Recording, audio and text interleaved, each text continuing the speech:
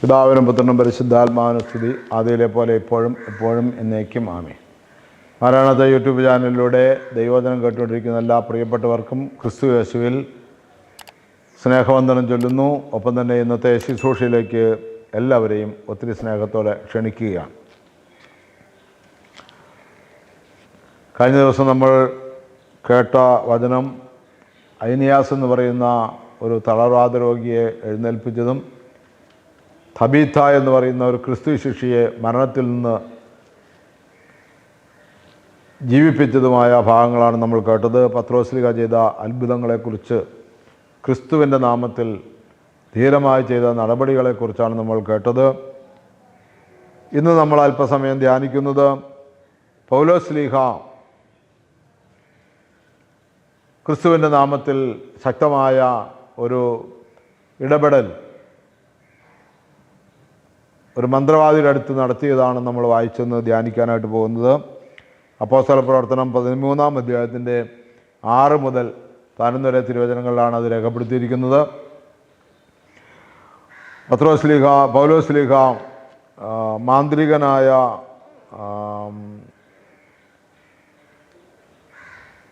Elymas എന്ന് പറയുന്ന ഒരാളെ കുരുടനാക്കുന്ന ഭാഗമാണ്. നമുക്കതിൻ്റെ പശ്ചാത്തലമൊക്കെ ധ്യാനിക്കാം, ഒരു വാക്ക് പ്രാർത്ഥിക്കാം. കർത്താവെ, ഞങ്ങളെ പൂർണ്ണമായി സമർപ്പിച്ച് പ്രാർത്ഥിക്കുന്നു.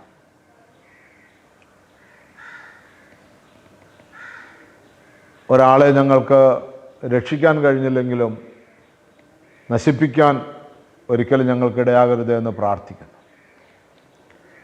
ഇന്ന് ഞങ്ങൾ കേൾക്കുന്ന ഈ വചനം ഞങ്ങളുടെ ജീവിതത്തിൻ്റെ പോരായ്മകളെ പരിശോധിച്ചറിഞ്ഞ് ഞങ്ങളുടെ ജീവിതത്തിലേക്ക് വേണ്ട ആവശ്യമായ എല്ലാ കാര്യങ്ങളും സ്വീകരിക്കുവാൻ ഇടയാക്കണമേ എന്ന് പ്രാർത്ഥിക്കുന്നു. എല്ലാ നന്മകളാലും ഐശ്വര്യങ്ങളാലും നിറയ്ക്കണമേ. പരിശുദ്ധമേ ദൈവമാതാവേ, സകല വിശുദ്ധന്മാരെ ശുദ്ധികളെ പ്രാർത്ഥിക്കണമേ. യേശുവിൻ്റെ നാമത്തിൽ ചോദിക്കുന്നു, കൃപയുടെ കേട്ടുത്തരം തരുമാറാകണമേ. ആമേൻ. പ്രിയമുള്ളവരെ, പൗലോസ്ലീഹ എലീമാസ് എന്ന് പറയുന്ന ഒരു മാന്ത്രികനെ ശാസിക്കുന്ന ഭാഗമാണെന്ന് നമ്മൾ ധ്യാനിക്കുന്നത്.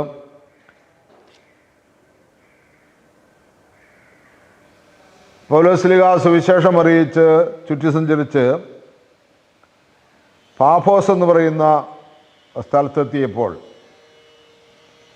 ഒരു മന്ത്രവാദിയെ കണ്ടുമുട്ടി. അവൻ ബർയേശു എന്ന പേരുള്ള യഹൂദനായ ഒരു വ്യാജ പ്രവാചകനുമായിരുന്നു. മന്ത്രവാദിയും വ്യാജ പ്രവാചകനുമായിരുന്നു. ഒപ്പം തന്നെ അദ്ദേഹം ഉപസ്ഥാനപതിയും ബുദ്ധിമാനുമായ സെർജിയൂസ് പൗലോസിൻ്റെ ഒരു സദസ്യനുമായിരുന്നു. അവൻ ഈ ഉപസ്ഥാനപതി ദൈവവചനം ശ്രവിക്കാൻ താല്പര്യപ്പെട്ട് ബർണാബാസിനെയും പൗലോസിനെയും വിളിപ്പിക്കുകയാണ്. സെർജിയൂസ് പൗലോസ് എന്ന് പറയുന്ന ഒരു ഭരണാധികാരി ദൈവവചനം കേൾക്കുവാനായിട്ട് പൗലോസിനെയും ബർണാബാസിനെയും വിളിപ്പിച്ചു. എന്നാൽ എലീമാസ് എന്ന് പറയുന്ന ഈ മാന്ത്രികൻ വിശ്വാസത്തിൽ നിന്ന് ഉപസ്ഥാനപതിയെ വ്യതിചലിപ്പിക്കാൻ ശ്രമിച്ചുകൊണ്ട് അവരെ തടഞ്ഞു. ഈ കാലഘട്ടത്തിൽ, ഏത് കാലഘട്ടത്തിലും സംഭവിക്കുന്ന കാര്യമാണ്. ദൈവവചനം കേൾക്കാൻ ആഗ്രഹിക്കുന്നവരെയും ദൈവവചനം പ്രസംഗിക്കുന്നവരെയും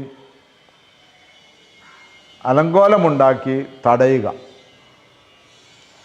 എവിടെയെങ്കിലും ഒരു പ്രാർത്ഥന യോഗം വെക്കാമെന്ന് വിചാരിച്ചാൽ അവിടെ ആരെങ്കിലും പ്രശ്നമുണ്ടാക്കും. ആരുടെയെങ്കിലും ഇടയിൽ സാത്താൻ കയറും. അതുകൊണ്ട് പ്രത്യേകം ഓർത്തുകൊള്ളണം പ്രിയമുള്ളവരെ, ദൈവവചനം കേൾപ്പിക്കാനും ദൈവവചനം കേൾക്കാനും ഒരുപാട് ശ്രദ്ധ വേണം, ഒരുപാട് പ്രാർത്ഥന വേണം.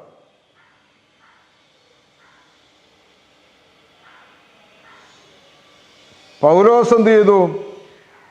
പരിശുദ്ധാത്മാവിനാൽ നിറഞ്ഞ് അവൻ്റെ നേരെ സൂക്ഷിച്ചു നോക്കി പറഞ്ഞു, സാത്താൻ്റെ സന്താനമേ, സകല നീതിക്കുമെതിരായവനെ, ദുഷ്ടതയും വഞ്ചനയും നിറഞ്ഞവനെ, ദൈവത്തിൻ്റെ നേർവഴികൾ ദുഷിപ്പിക്കുന്നതിൽ നിന്ന് വിരമിക്കുകയില്ലേ?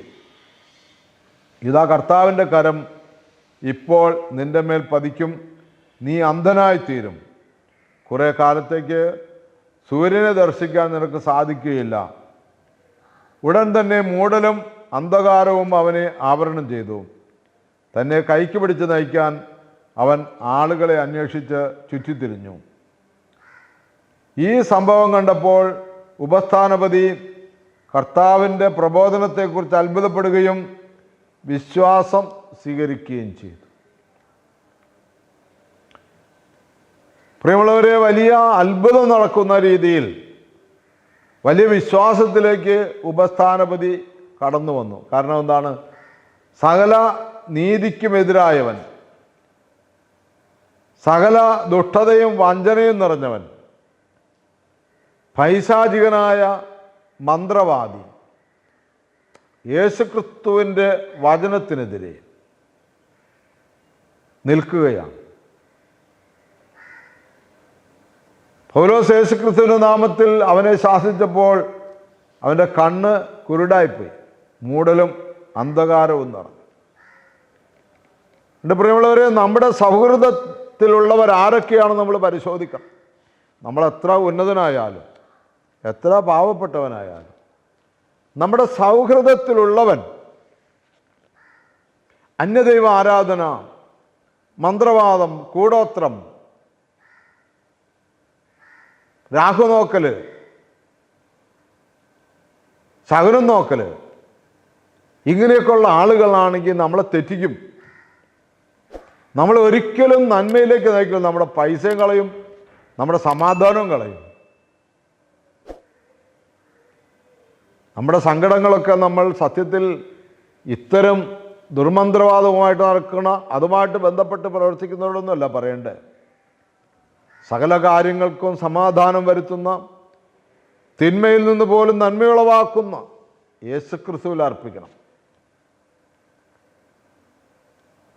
അപ്പോൾ സുവിശേഷം പറയുന്നവൻ്റെ ഉത്തരവാദിത്വമാണ് അവൻ നിൽക്കുന്ന പരിസരം പോലും വിശുദ്ധീകരിക്കപ്പെടണം. അവൻ നിൽക്കുന്ന സ്ഥലം വിശുദ്ധീകരിക്കപ്പെടണം. അവൻ നിൽക്കുന്ന സ്ഥലം അനുഗ്രഹിക്കപ്പെടണം. അവിടെ യാതൊരു അനീതിയും വന്ന് ഭവിക്കരുത്. എന്നിട്ട് സുവിശേഷം പറയുന്ന വീടായാലും, സുവിശേഷം ഒരു വ്യക്തിയോട് പറയുന്നതാണെങ്കിലും, സുവിശേഷം യാത്രയിൽ പറഞ്ഞാലും, സുവിശേഷം ഒരു ഏത് സാഹചര്യത്തിൽ പറഞ്ഞാലും യേശുക്രിസ്തുവിൻ്റെ തിരുരക്തത്തിൻ്റെ സംരക്ഷണം പ്രാർത്ഥിച്ച് വാങ്ങിക്കൊണ്ട് വേണം ചെയ്യാൻ. അല്ലെങ്കിൽ അത് അപകടത്തിലേക്ക് നയിക്കും, അത് ഗുണത്തെക്കാളേറെ ദോഷം ചെയ്യും. പൗലോസ് ഇവിടെ ഈ ഭാഗം, ഈ സെർജിയൂസ് പൗലോസിൻ്റെ ഈ സ്ഥലം ഈ മന്ത്രവാദിയെ കൊണ്ട് ദുഷിച്ചതായിരുന്നിടത്ത് അതിന് എന്താ പറയുന്ന ഒരു കടുത്ത ശിക്ഷ വരെ പ്രയോഗിക്കുകയാണ്. അത് അധികാരമാണ്, ദൈവത്തിൽ നിന്ന് കിട്ടുന്ന അധികാരമാണ്. അതിനുവേണ്ടി നീ തല്ലുകൊള്ളാനും കൊല്ലപ്പെടാനും ഒക്കെ അവർക്ക് ബുദ്ധിമുട്ടില്ലാത്തവരാണ് അവർ. എന്നെ കേൾക്കുന്ന ദൈവമക്കളെ, ക്രിസ്തു യേശുവിലൂടെ നമുക്ക് നൽകുന്ന അനുഗ്രഹം സ്വീകരിക്കാൻ നമുക്ക് കഴിയണമെങ്കിൽ നമ്മളുടെ സദസ്സിൽ, നമ്മളുടെ വീട്ടിൽ, നമ്മളുടെ കൂട്ടത്തിൽ ഏതൊക്കെ അനുഭവത്തിലുള്ള ആളുകളാണ് എന്ന് പരിശോധിച്ചറിയണം. അറിഞ്ഞറിയാതെയോ നമ്മളെ നശിപ്പിക്കുന്ന, നമ്മളെ അന്ധവിശ്വാസത്തിലേക്ക് നയിക്കുന്ന ആളുകളുടെ ഇടയിലാണ് നമ്മൾ പ്രവർത്തിക്കുന്നത്. ഒരു ദൈവകൃപയും നമ്മളിലേക്ക് വരില്ല. അതുകൊണ്ട് വിശ്വാസത്തിൽ നിൽക്കുന്നവരുമായിട്ട് വേണം നമ്മുടെ കൂട്ടായ്മ. എങ്ങനെ വിശ്വാസം? യേശുക്രിസ്തുവിലുള്ള പൂർണ്ണ വിശ്വാസം. വിശ്വാസികളെന്ന പേരുണ്ടായതുകൊണ്ട് കാര്യമില്ല. ക്രിസ്തു പറയുന്നത് പോലെ സംഭവിക്കുമെന്ന് വിശ്വസിക്കുന്ന ആളുകളുടെ കൂട്ടത്തിലുള്ളവരുമായിട്ട് വേണം നമ്മുടെ കൂട്ടായ്മ. നമ്മൾ ഒരു വ്യക്തിയെ കണ്ടുമുട്ടുമ്പോൾ, ഒരു ആരാധനയിൽ സംബന്ധിച്ച് മടങ്ങി വരുമ്പോൾ യേശുക്രിസ്തുവിനെയും അതുപോലെയുള്ള മറ്റ് അത്ഭുതം നടത്തുന്നവരെയും കൂട്ടിച്ചേർത്ത് വെച്ച് സംസാരിക്കുന്നവരെയൊന്നും അടുപ്പിക്കരുത്. യേശുവിനെ പോലും പരീക്ഷിക്കാൻ സാത്താൻ തുനിഞ്ഞുവെങ്കിൽ പാവപ്പെട്ട നമ്മളെ പരീക്ഷിക്കാൻ സാത്താൻ തുനിയാതിരിക്കുമോ?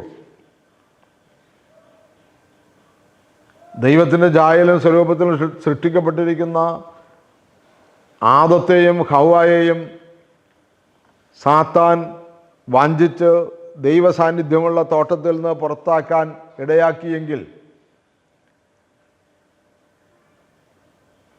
യേശുക്രിസ്തുവിൻ്റെ പരിശുദ്ധാത്മാവിനാൽ നിറഞ്ഞ യേശുക്രിസ്തുവിൻ്റെ രക്തത്താൽ വീണ്ടെടുക്കപ്പെട്ട സഭ വിശ്വാസ തീക്ഷ്ണതയിൽ നിറഞ്ഞ് ദ്രവ്യാഗ്രഹം, അഹങ്കാരം, അസൂയ, അലസത, ജഡികാസക്തി, കോപം, ഭക്ഷണാസക്തി, ഈ വക പാപങ്ങളെല്ലാം വിട്ട് ഒരുമിച്ച് കൂടുന്നിടത്ത്, ഒരുമിച്ച് പ്രാർത്ഥിക്കുന്നിടത്ത് അപ്പം മുറിക്കലും കൂട്ടായ്മയും വചനപ്രഘോഷണവും പ്രബോധനവും നടന്ന് ഒരേ സമയം നടന്നു വന്നിരിക്കുമ്പോൾ അവിടെ പരിശുദ്ധാത്മാവിനെ എതിരെ സംസാരിക്കുവാനല്ലേ കള്ളം പറഞ്ഞുകൊണ്ട് ഒരു വസ്തുവകകളൊക്കെ മാറ്റിവെച്ച് ആ കൂട്ടത്തിൽ കയറാൻ സാത്താനാൽ പ്രേരിതനായ അനന്യാസിനും സഫീറയ്ക്കും സാധിച്ചുവെങ്കിൽ ദശാംശം പോലും കൊടുക്കില്ലാത്ത അഹംഭാവത്തിൻ്റെ അങ്ങേയറ്റമുള്ള അസൂയയുടെ കൂമ്പാരമുള്ള അലസതയുടെ പെരുമഴയുള്ള ദ്രവ്യാഗ്രഹത്തിൻ്റെയും കോപത്തിൻ്റെയും ഭക്ഷണാസക്തിയുടെയും ജഡികാസക്തിയുടെയൊക്കെ മൂർത്തിഭാവമായിരിക്കുന്ന നമ്മളിൽ പിന്നെ നമ്മളെ ഭരിക്കുന്നത് തന്നെ ആരാണെന്ന് ചിന്തിച്ചു നോക്കണം.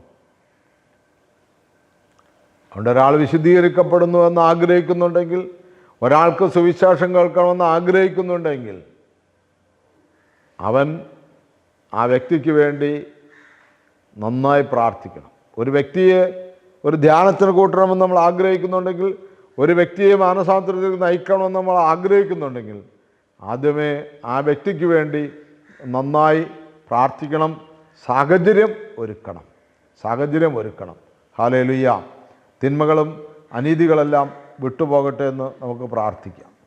നമ്മുടെ ദൈവവേലയിൽ ഇതുപോലെയുള്ള ശക്തമായ താക്കീതുകൾ കൊടുക്കുവാൻ നമുക്ക് കഴിയട്ടെ എന്ന് പ്രാർത്ഥിക്കാം.